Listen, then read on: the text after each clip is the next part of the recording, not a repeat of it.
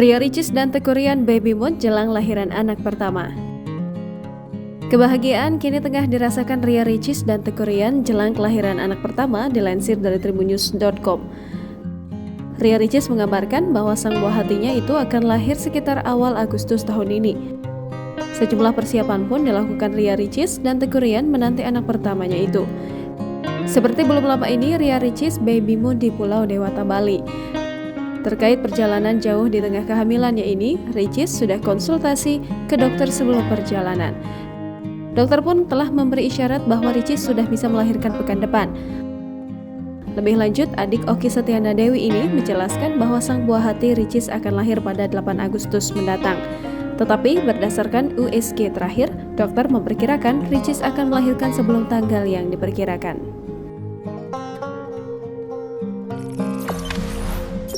Jangan lupa subscribe, share, komen, dan like ya!